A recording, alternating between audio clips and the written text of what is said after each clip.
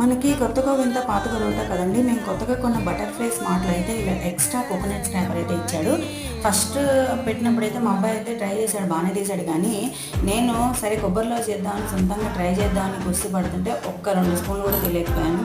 తర్వాత ఏముంది, మనకు మామూలుగా ముక్కలు కొట్టుకుని మిక్సీలో వేసుకోవడం అలవాటేగా, అలా మిక్సీలో కొబ్బరి చేసేసుకుని, ఎవరో చెప్పారు పాకం పడేటప్పుడు బెల్లంతో పాటు కొద్దిగా పంచదార కూడా పాకంలో వేసి పడితే ఉండలు మనం షాప్లో కొన్నట్టు వస్తాయని, కొబ్బరి ఉండలు.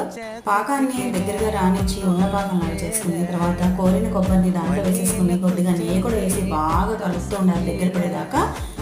చేతికి అంటుకోకుండా ఉండలాగా అయ్యేదాకా కలుపుకున్నాక చల్లారాక ఇవి ఉండలు చేసేసి పెట్టేసుకోవడమే. మేమైతే కలసంకాయని స్వీట్ మాత్రమే చేస్తాము. మా అత్తగారు ఒకసారి పిల్లలు చిన్నగా ఉన్నప్పుడు కలసంకాయతో చట్నీ చేస్తే పిల్లలకి జబ్బు చేసినట్ట, తర్వాత వెంకటేశ్వర నొప్పుకుంటే తగ్గిందట. అందుకని ఆవిడ గట్టిగా చెప్తూ ఉంటారు, స్వీట్ చేయి స్వీట్ చేయని. Sweet ready. వీడియో నచ్చితే లైక్ చేయండి. Thank you.